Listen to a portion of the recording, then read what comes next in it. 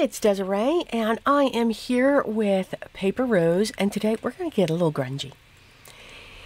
I was looking at these two stamp sets, and the large bloom is called Hattie's Bloom, and the one with the two blooms is called Helen's Blooms. And I just fell in love with these. There was just something about them. I'm going to use the Hello Fine script as my sentiment. But I just fell in love with these. It's a nice big bloom for the one. They're nice size. These would be great for watercoloring. They would be great for alcohol markers and even those pencils. Although I do think the largest bloom is a little too big for pencils, but by all means, it certainly can be. I wanted to have fun with embossing, but I did not want a mask.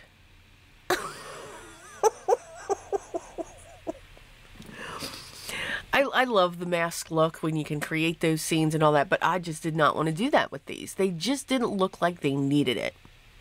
So we're going to create this double effect. I'm going to use Uncharted Mariner for my ink, and these are the main stamps. Now we're going to do that in threes, and I'm going to stamp it a couple times. Now the beauty, I'm using my Distress Oxide. The beauty with oxides is they are a pigment and a dye ink blend. They will stay wet longer, which means I can emboss on top of it. I want to get a clear embossing powder on top of this. And plus I love the color Uncharted Mariner. Ooh. And I'm going to heat set that. So I'm going to get this glossy look to that. This panel here is a piece of Bristol. Canson XL Bristol vellum. It's like the Bristol Smooth. But it just has slight texture to it. There's not much difference between the two.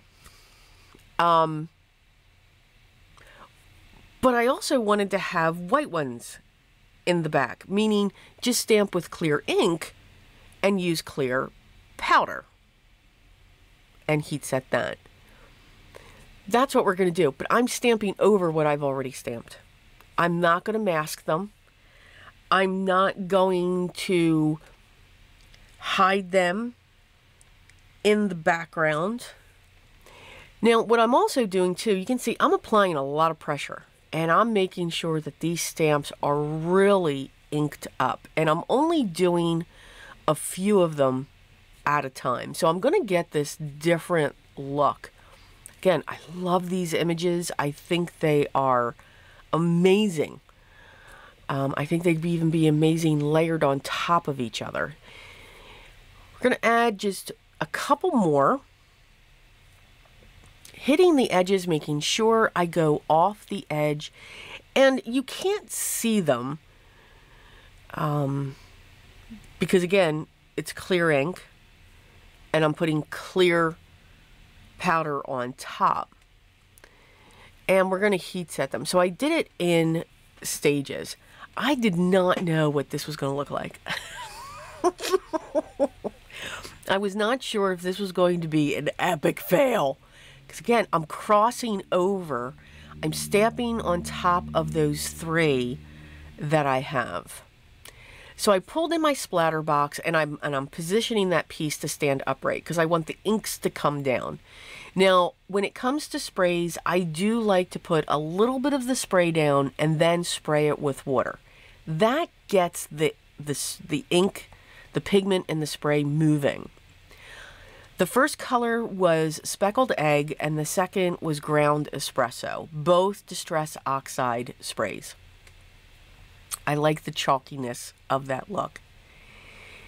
Now, because it's still wet, you can somewhat see the white flowers in the back. This really has to dry so that you can see this.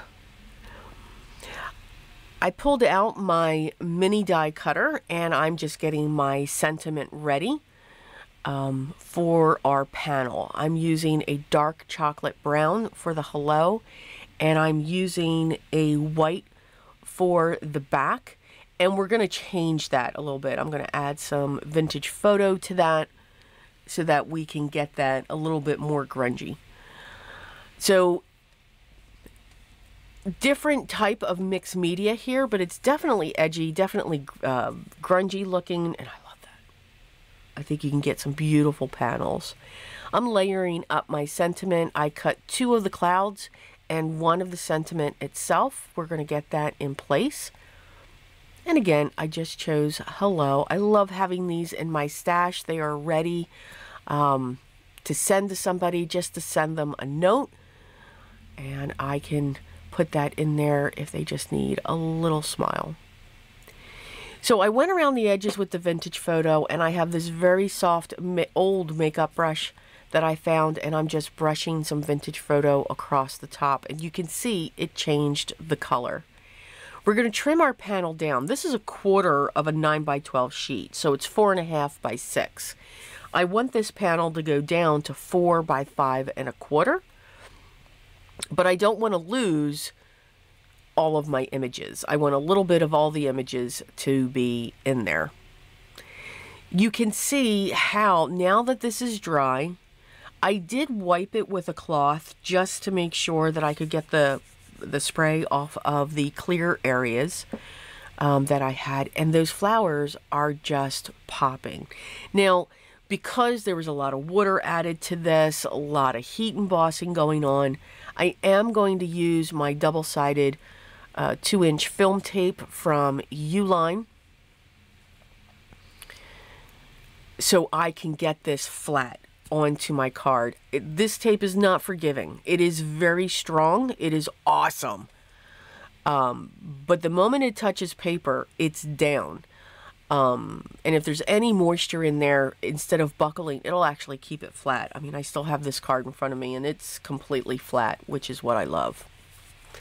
Set the hello in place, and I pulled out some dark gemstones from my stash and just adding a few in the centers, and I really like the effect. I like the way that the white, even though we stamped it last, is actually behind the blue flowers. So something new. I'm sure others, as a matter of fact, I know others have done this before, but again, maybe it's a quicker way to do it because I did not want to mask. I just was not in the mood to do that. So I hope I gave you some tips and tricks. Hope I gave you a new way to think about heat embossing and getting those different colors to get on your card, and just letting the colors be and having fun with it. The products that I used will be listed down below. Make sure you hit that subscribe button, and if you have any questions, leave those down below, and someone will get back to you as soon as we can. Take care, enjoy your day, but most of all, always be creative, and I'll see you in the next one, guys. Till then.